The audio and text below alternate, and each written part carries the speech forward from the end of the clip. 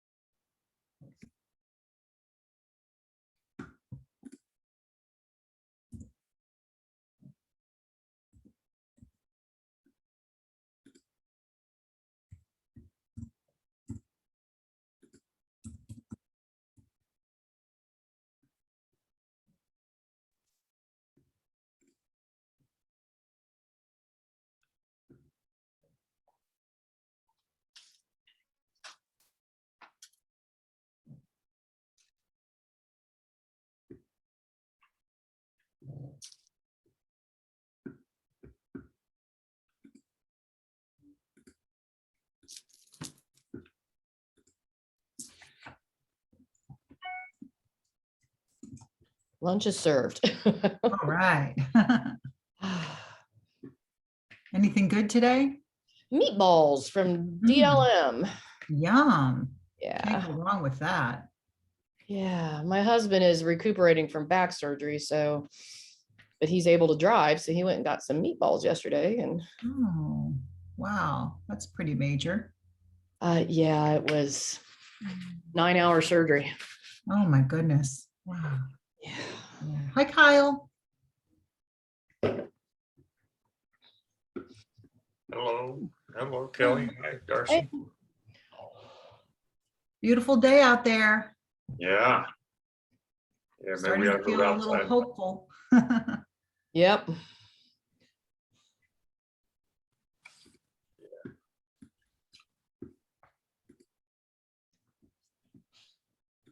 RJ doing a spring sport. Or He's not. Yeah. So basketball was it. Yeah. He thought about doing baseball, but I think he wants to play golf. So Sure. Where's he going next year? he's going to go to Miami. He's going to go to Farmer. So Oh, fun. yeah. And my daughter's there. So they'll have a year together, which makes me very happy. Good. Mhm. She'll hopefully guide him in the right direction because she'll have already been through the ropes. Yep. Yeah, that'd be nice to have somebody there. Absolutely. Yep. My kids were just not ready to go too far from the nest, and I guess that's okay.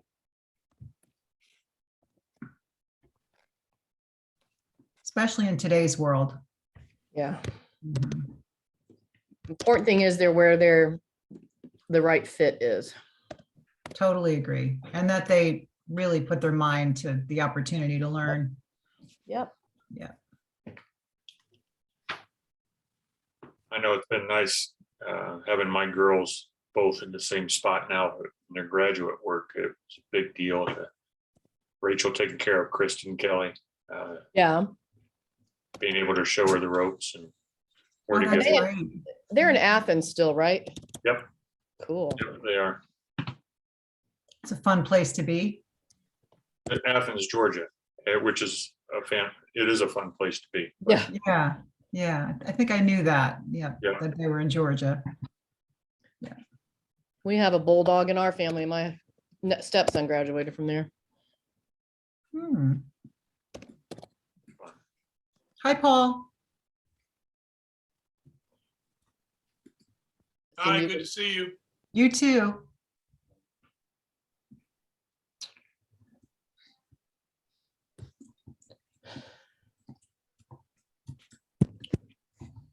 All these requests are going in today. Okay.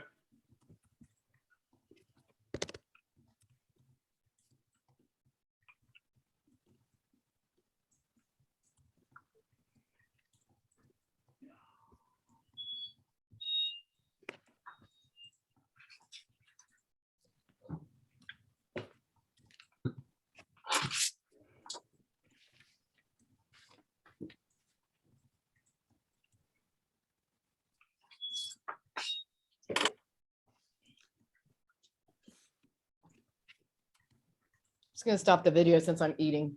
So I'll come back. Sounds It's all good. recorded, so. Mhm.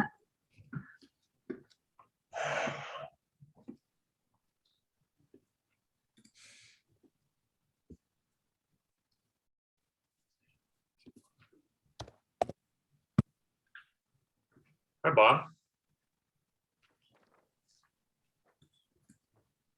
Happy New Year. Happy Groundhog's Day.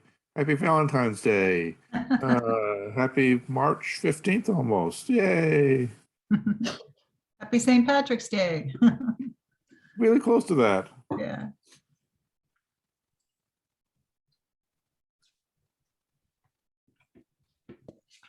Kyle, you got the agenda, right? I did. Okay, good.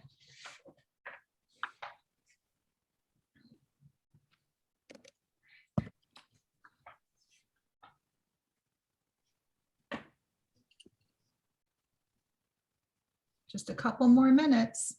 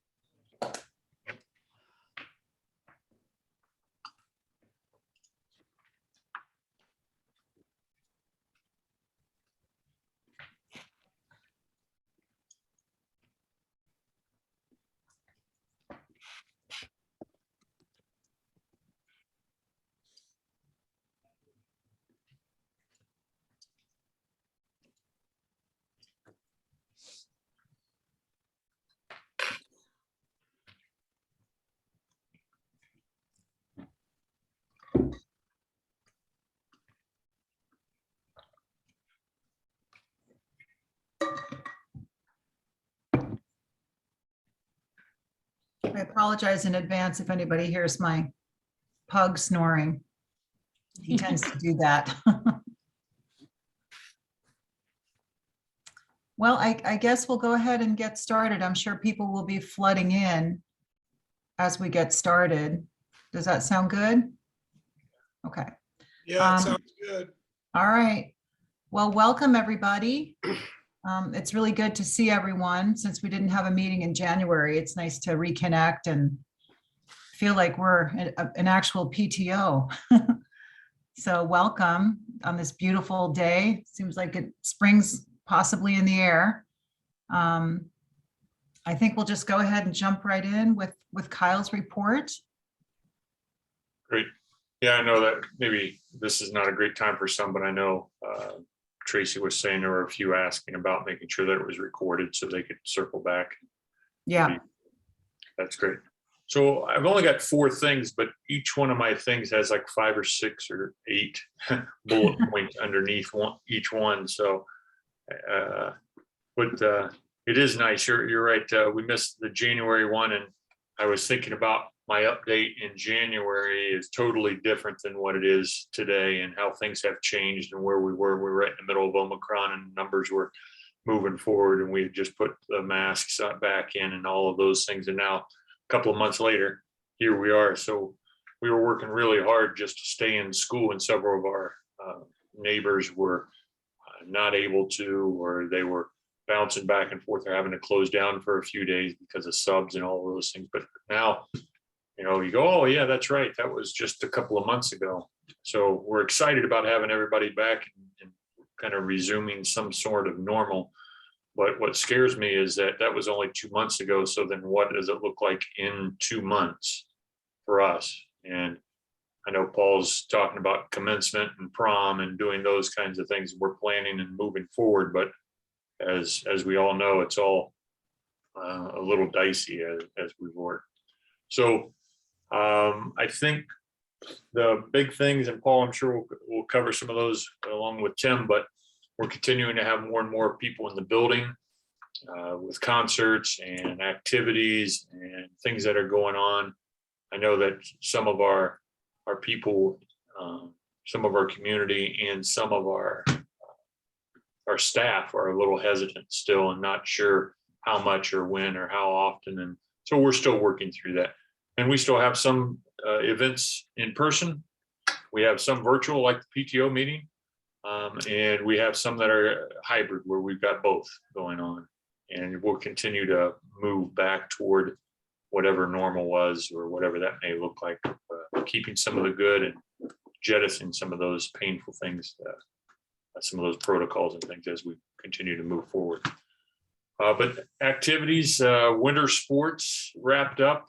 Great seasons across the board. The concerts have been going on. Our kids went to DC, with the exception of the delayed plane trip coming back. It went off really well. The Disney trip for our band was planned and done. And what we tended to do was go ahead and plan for things and hedge our bets by saying it all is subject to whatever's going on at that time. So when we were planning all of these things, we talked about, let's go ahead and hope that it's better by then. And that's a lot of things have happened. The musical starts tonight, so that's exciting. We've got Wizard of Oz that involves lots of the little ones from the elementary schools. Spring sports are rolling, like Darcy and I were just talking about, kids getting involved in that. And and commencement and prom and things are on the forefront as well. As far as construction is concerned, phase 1 continues to wrap up. I was thinking it would wrap up a little bit before, but the thing that everything is materially done, except we have to get our systems talking to each other. Some of the old heating systems talking to the new heating system, the old air conditioning talking to the new heating or air conditioning, the old plumbing getting along nicely with the new plumbing, because we didn't do everything. So at some point in there, you took an old drain of some sort and eventually tied it into a new drain, and sometimes they don't get along so well. So we're getting there. the arts enhancement project. The design is underway and we've been working on that for some time. The pit steps that were deteriorating have been fixed. If you haven't been by there, they look great. And the benches are out there, the OSF benches are all out there. And the Harmon Playground, which is a huge project, and they demoed over winter break and they have been beginning the install. It's kind of a one-of-a-kind playground because the accessibility to that playground has been difficult. The ADA accessibility because of the hill, you know what that looks like and what that feels like. So the actual playground itself, the entire structure also serves as the ramp for accessibility. And my understanding is that it is a unique and one-of-a-kind design. So we're excited about having that for our kids over at Harmon. And that'll mean that Lang has a new playground, Smith has a new playground, and Harmon has a new playground. I know Mr. Badenhop wants to create a playground for the junior high, but maybe we're a long way from there. Last thing, I'll share the people. We had some people changes over the past few months. We had new board members and they're doing great. They're settling in. It's really nice. They are very kid-centered and they are getting an appreciation for the complexity and all the activities that go on in and around the school. So they're doing great. Our treasurer's office, we still are working with the SRC, which is wonderful, but we had a change of the treasurer of record. Tiffany Heiser, who has been with us for several years, is now the treasurer of record, at least temporarily. We'll have a long-term solution that'll be coming up soon. We've got an assistant treasurer. You'll hear an announcement later on today, probably. We'll make that announcement, and we're excited about that. Our operations coordinator, Todd Scott, he got a new job that was 15 minutes from home. He had been traveling an hour and 15, an hour and 30 minutes to work every day. And so he got a job closer to home that pays him more money. And I couldn't compete with those. So we're going to miss Todd. And in the meantime, several of us are picking up the slack in that, but Frank Eaton is going to be our new business manager / operations coordinator. And he'll start in the summer. And we had an new alumni director. And I can't remember if we had announced that last time or not, but Caitlin Broman is our new alumni director. So we've had some changes this year, all really good people. We've been fortunate to be able to replace good people with good people. And we continue to move forward, hopefully without missing a beat. So that's my update.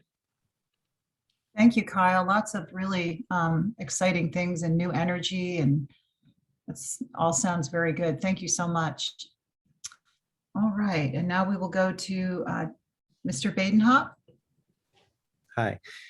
It is very good to see everybody again. Like Kyle said, you know, I appreciated the kind of flexibility when we were in the middle of it in January and a lot going on to end up canceling that meeting. But I'm glad that we're back together and in a very different spot from where we were 2 months ago. I'd say on the principal side with the contact tracing, what January looked like, you know, I've been pretty involved with the metrics, and you've probably seen those on the district website. We topped out right around 10% of our whole district had COVID one day back in January on the same day. And that's, you know we didn't know of every case and didn't claim to know or plan to know every single case, but to have that many people affected at one time and kind of all the tracing that went with that, January was not a lot of fun. But now we're back to having fun. And I think that's, as I look at our next couple of weeks, things that are happening at the junior high right now. You probably heard of the Rally for Refugees. Kim Gilbert in her 7th grade English classes is holding a fundraiser. They've been reading a book, and I wrote about this in the links last week. The book Refugee was the global read aloud book a few years back, and we participated in that. But it connects stories of basically preteen or teen refugees at different eras in history. And it's a historical fiction, but to be reading that at a time that happens to coincide with what's happening in Ukraine, the students have been all in on kind of understanding what that might be like, and then also on fundraising for people who are in that situation right now in the Ukraine. So that's happening right now. They're going to build a dance into it next week, and then the proceeds are all headed over to help through, I think there's a fund in California that does direct support to the Ukraine too. So it's a really nice initiative, and the students have been very involved with that. We also have the junior high Omen trip happening next week. We have Miss McLaughlin is running Mario Madness. So kind of just a fun lunchtime, kids playing Mario Kart against each other. Their principal might also be in the bracket and might have won his first round game, but we'll see what the future holds with that. We have junior high band, orchestra, and choir concerts next week. We also have Young at Art next Saturday night. And then we're planning to have our dance in April, which will be our first dance since this all started, since would have been January of 2020, the last time that we had one. So a lot of students we've heard from in junior high, hey, we've never had a dance. We've been in junior high for a year and a half. This current year's ninth graders didn't really get to have a dance during junior high. And it's nice to be getting back to that normal a little bit. You know, so much of junior high, although we're very invested in the academic side, from the student side, so much of it is social, and to be able to offer those opportunities again has been really, it's nice to see that for our students and for our staff alike, just to see some of that normalcy coming back. Other big things that we have right now, or in the near future, we're working on scheduling. So our current 6th and 7th graders have put in their request for next year, and obviously working closely with Dr. Waller on what our schedule will look like, and how our staff will be allocated for next year. And then we have state testing coming up next month, which that'll be April 6th and 7th for English and language arts, April 20th for science, and April 21st and 22nd for math. The science is only in the junior high, it's only for 8th graders. So 7th graders, as they've done the previous several times, will not come in until a 2-hour delay schedule. Their day will start. But surprisingly, kids are very, very good about managing. If you say school starts 2 hours late, they remember that really well versus what they might remember on a normal day. So we've had pretty good luck with being able to run that and having it go smoothly.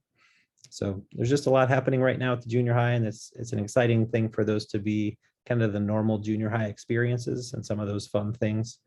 And we look forward to that continuing on into the spring. Thank you, Tim. I just have a quick question. Do you feel that the kids, you know, having missed all that social and emotional learning, that they're starting to kind of catch up now that they're, you know, back at school? And I think there's going to be a long catch-up period, to be honest. When I think about, as many of you know, I started as a school psychologist, so I think about it from that standpoint too, that depending on the age of the kids when they went through that, and this is for my own children too, you know, I worry, what does this mean for kids who are learning to read during those 2 years when they didn't get schooling the same way they'd have gotten schooling? Or I think in junior high, probably the bigger impact is the social. And, you know, I know firsthand there are lots of mistakes to be made in junior high, but that's a learning and growing experience for a lot of students too. And they haven't had the same opportunities as would be normal to be able to make those mistakes and learn from theirs and the mistakes of other kids and kind of grow through that. So I do think they're starting to catch up, but it's really the first time they've had a semblance of kind of a stretch of normal. We had a good run in the fall, or a little bit of a good run in the fall, but we started hearing probably October or early November that it was not trending in a great direction. And then January and February obviously were what they were. So I think it's going to take a lot of time and attention over a longer period of time. And what those, I guess, how we have to be intentional is probably going to be different for me as a junior high principal versus Dr. Waller as a high school principal versus our elementary colleagues, because what's critical in a given developmental window can change a lot. definitely, and that could spill over to high school too. So thank you for that. I was curious about that. Okay, Dr. Waller, you're up.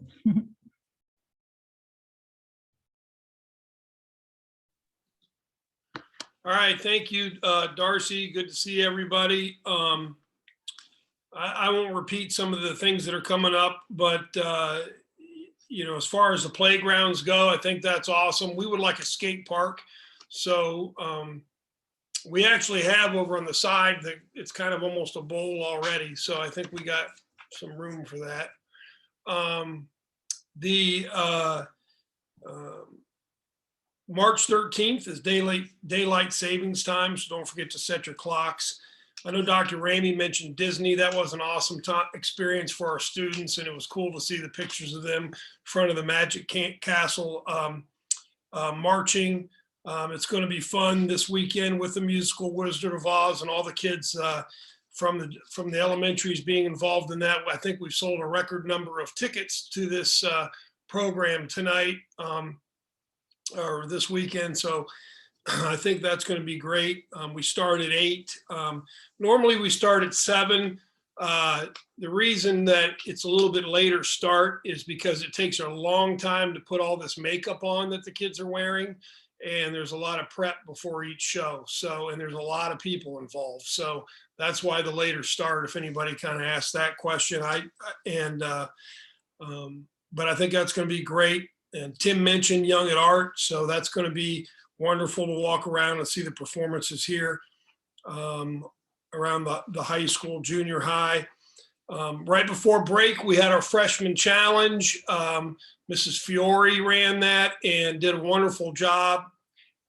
We did it a little bit different this year, and we had home rooms competing against each other. And man, they got into it. They had different color T-shirts and signs and chants, and they prepared for their challenge day in homeroom or timber the couple weeks before. So that being able to use that time was pretty awesome, and a great opportunity to have the kids get together and work on those social connections and being able to learn how to support each other and be a team. That's just one big step in that direction why we do the freshman challenge. So that was a huge success if you happen to see any of those pictures. Academic decathlon, they're going to be competing this weekend at State in Cleveland. So they do get to do that in person, and I anticipate we will be competing in nationals. However, this year nationals is going to be virtual. A really nice opportunity we had last week, I think it was Thursday. We have a foreign exchange student, Felicia Dombrovino. I probably pronounced that last name wrong, but she's from Moldova, which is right next to Ukraine. She did a presentation to our students and staff during lunch, and it was really amazing. She did a nice job, and everybody got an opportunity to make this little pin that is a big tradition in Moldova.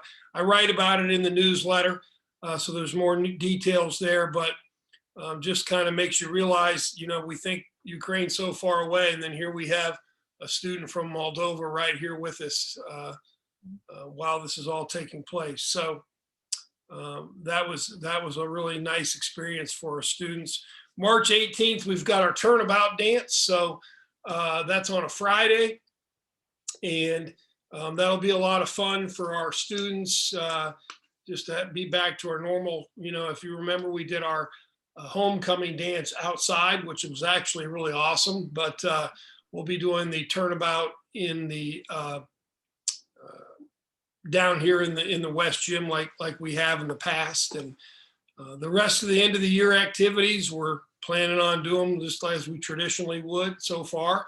We'll see how all that goes. We're going to be doing our senior awards night. Will be virtual because that was real popular with people, but daytime awards will be in person. Graduation will be no tickets at graduation. So you can spread that word. People are asking how many tickets they can get for graduation. There's no limit on that because we have the whole UD arena. So those are most of my updates for the high school. Awesome. Thank you, Paul. Appreciate it. Okay, and now we have the staff liaison report from Kelly Owens. Hi, everybody. Nice to be together again. I was working on scheduling stuff while we were sitting here talking. So we are in the throes of scheduling. The kids have put all their course requests in, and we've chased down the ones who didn't put them in. So we are scheduling, and we are in that process for 22, 23. I don't want to advance this too much. So we're in the process of doing that. Scholarships for the seniors a lot of our local scholarships have already rolled out and some deadlines have already passed, and our seniors are doing a nice job being responsible and responsive to those opportunities.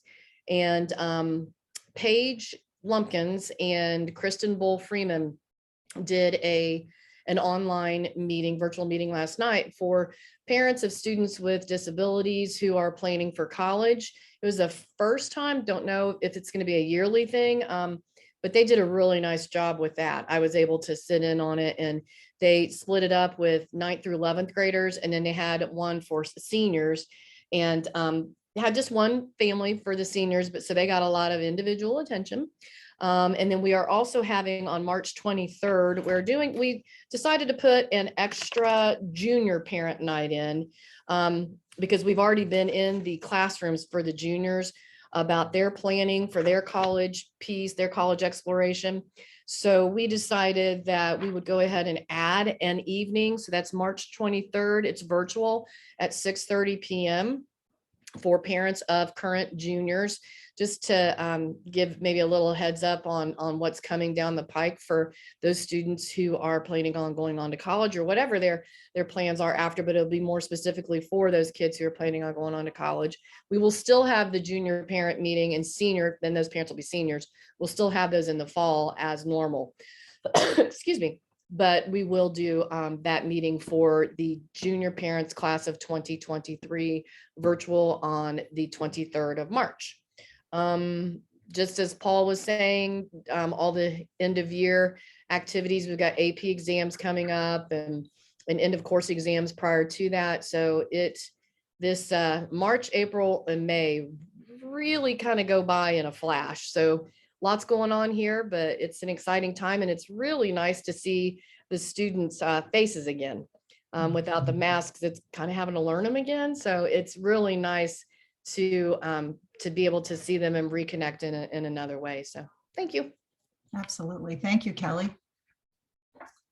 Okay, and now we have Tracy Hale with the communications update.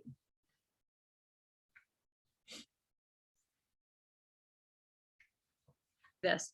Hello, sorry, I'm helping a student in my classroom at the same time. No problem. The biggest thing that is coming up in our communication world, other than just our normal weekly updates for the buildings and for teachers, is that we're going to be starting our celebration of the class of 2022. So we will have spotlights of about 25 students where we'll learn a little bit more about those. So if you go from graduation and you back up 25 days, there'll be one a day. Those will be posted on our website. Those will also be posted on social media. And this year, I'm going to try something a little different. We are also going to do a recognition of all the members of the class. So starting, I believe it's April 5th, we will have 4 a day, their senior pictures and their names, and just kind of a recognition of graduation. And so again, with 4 a day, that backs up from graduation. So that's how we can get all of them in.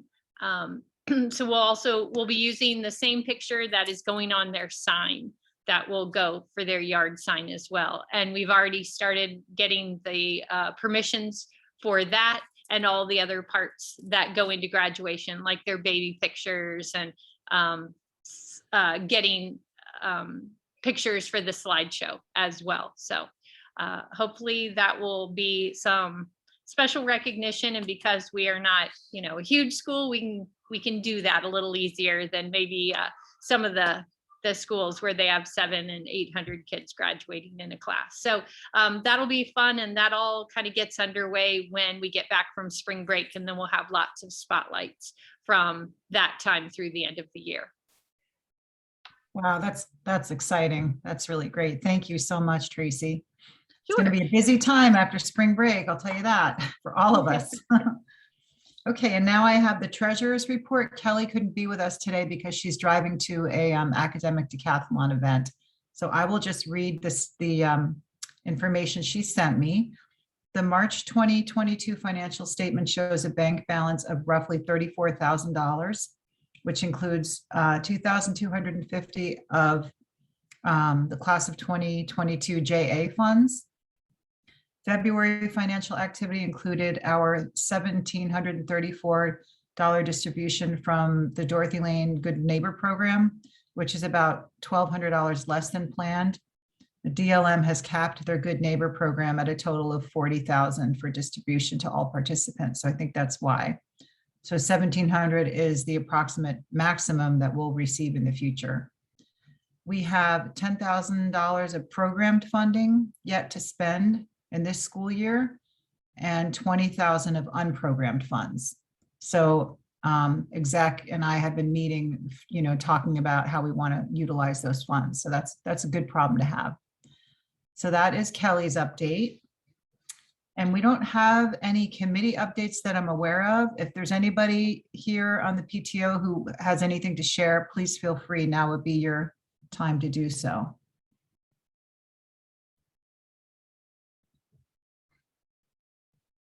Okay, we got a question from Maura. Maura's asking, what other pictures are included in the slideshow other than senior pictures and baby pictures? Are there elementary pictures included? If so, what about the kids who did not attend an Oakwood Elementary School? Who would be the best? They tried. Okay. Yeah, I can answer that. We have a section in graduation where they show it's basically like a video, but it has all those pictures of, everywhere K through 12. If they submit pictures from, if they were at another school, we'll, if they're student, they can submit those pictures, but we also try to make sure we get all, if a student wasn't here in elementary, we make sure that they get their pictures in for high school as well. But the students put this together and I think they do the best they can. That's one reason why we have the opportunity for people to submit their photos so we can make sure we get everything as much as possible. Who would that go to? I mean, because I'm only aware of the baby picture that was requested to be sent. Yeah, so the students, it's on our announcements. There's a link, senior slideshow that we announce every day, and it goes out on the announcements too. So, and then the kids are always bugging each other to make sure they get all their pictures. So they'll be proactive in reaching out to students. And on the announcements, if you go to the Oakwood High School homepage, there's a button that you can click on. They're updated every day at 11 o'clock. They go automatically to the students, but parents can look at the page every day. So. Thank you. Anything else, Maura? Good. Okay. Okay. And now we have our in the know question for Dr. Ramey and the principals. Does the school have a vision for where kids can eat lunch? It seems like a lot of kids are sitting on the floor in the hallways. Would benches be a solution, or a possible plaza in the front of the school, or maybe picnic tables? So just wanted to get some input from you guys, and if you've noticed that or addressed it in any way. Yeah, I'm going to leave this one to Paul and Tim's because they live lunch. Yeah, I would say that is. Oh, go ahead, Paul. Well, I mean, we do have a lot of kids that sit on the floor, and we, we can't fit obviously everybody in the cafeteria, but we do allow, students eat in the classrooms. We have, and I believe PTO helped us purchase some different furniture, or the foundation did, for around the building in the hallway. So having more of that would be nice. To give students. Now, a lot of times you'll see a bench and then kids sitting on the floor right next to it because they just like sitting on the floor. I mean, that's still going to happen, but having more areas like that would definitely be a valuable thing. PTO did sponsor the picnic tables and things that are out on the plaza between the library and the teacher workroom. And then we had an Eagle Scout project where they put some seating off on the other, on the courtyard that's between the science and junior high hallway. So, but obviously, and you know, kids go out and eat in the stadium and everywhere else, but obviously when it's really cold and there's bad weather, that makes that more difficult. So, depending on what the weather's like and all that sort of thing, things can change. But yeah, I mean, I'll let Tim speak, but having more opportunities or more places available for them to sit and eat. I think when they do the arts enhancement in one of the areas, in the art area, is going to be opened up to more of a gathering space. I think that's going to be nice for kids to gather there too, but I'll let Tim take it. Sure. Yeah, I would agree with Paul that, you know, when the weather is nice, and that must include today, if you've seen me kind of spinning my head around a couple of times, we have students kind of running by and, you know, enjoying the freedom of lunch. But when the weather is bad, then you're right, we end up with a lot more students who, A, choose to not go home, and then B, don't want to go outside when they're staying on site. So I think those days we're a lot more pinched for space than we are when the weather's nice. If you ask, like, what would my dream scenario be? Paul mentioned the one kind of courtyard area, or that we have an Eagle Scout project in there, but there's a courtyard area kind of between the West Gym, the science hallway, Mrs. Fiore, Mr. Connolly's room, and then that hallway that used to have the athletic office in it. And that's kind of an unused, unclaimed space. So if I got, you know, if you wrote me a blank check, then I would love to see that eventually, like maybe glassed in so there's natural sunlight, and then converted into an indoor, like kind of a commons area. That would be a really large, nice space for student eating and seating. Downside, obviously, is that would need to be a really big blank check, because as soon as you want to do that, then you're talking, we would have to get fire rating on the entire area and update the walls that go with it. But in terms of unclaimed space in the building, that would be kind of my dream scenario long term. In terms of more achievable and shorter term solutions, I think, like Paul mentioned with the Flourish campaign, if we're able to move forward with that, I think the art gallery space that would be included as part of that would become an additional non-floor seating area. Although I would expect we'd have kids who would sit on the furniture there, and also kids who would still sit on the floor to be near their friends if we did that. I think we could look at options in and around the new performing music spaces. And we do have a lot of students who go into classrooms on a given day. So while officially, you know, that is up to the teacher, there are a lot of teachers and clubs and different things that happen throughout lunch that most kids, if they want a classroom space to go, can find one and have one available. And still probably some kids choose to sit on the floor, even if that's offered. So there are a lot of factors that go into that. I think, you know, as a dad, would I like to look around and see no one sitting on the floor? Yes. I'd also like if my own children didn't put food on the floor, but, you know, I haven't won that battle yet either. So I think there is a balance there, but in terms of long range, yeah, I think there are some really neat opportunities if we can be creative about how to make those work. I mean, like Paul said, there's not room in the cafeteria for every student. When that cafeteria was built, this building was made to accommodate a couple hundred students, and now we have 5 times that. So yeah, I think we need to be creative long-term too for what that should look like. Thank you. Have you guys noticed it's kind of gotten worse over the last few years, or not really? For me, it's really hard to tell because so many kids have gone home during COVID, during lunch. You know, last year, because they had to, we didn't have a lunch service. And then this year, I think a lot of students have just gotten into that habit of they exit the building, whether, you know, for high school Tuesdays, Thursdays at the beginning of timber, or for everyone else at the beginning of lunch, and then they come back for their 5th period class. So I think it's hard for me to compare. I would say right now we have a lot fewer students in the hallway, but a big part of that is probably that they're at home instead. Okay, great. Well, thank you very much for that perspective and for sharing what your dream vision would be. Well, I think that's all we've got. It's kind of a short meeting today, unless anybody else has anything that they want to bring up or discuss. I think we're good. The next meeting I know is going to be a big one because there's going to be a lot of spring PTO events and graduation and dances, et cetera, and after prom. But for now, I think we're in a good space. When is that next one, Darcy? The next PTO meeting, let's see, it would be, well, it's written down as May, but I think in the past we've actually had it in April because May is such a crazy month. So let me double check on the date and send out an updated email on that, okay? I think it might be better to do it in April. What do you guys think? Probably good. Yeah. Yeah. Mhm. Probably true. Right now I Make have it like- for May 12th, I think. Maybe we'll do it like the third week in April. I'll double check and send something out right away. Because I think it's important to have one more just to wrap up the year. Yeah, I agree. Okay, Remember, we go to June 9th this year. Commencement's later, everything's pushed back. a oh, week or well, so. that's true, that's true.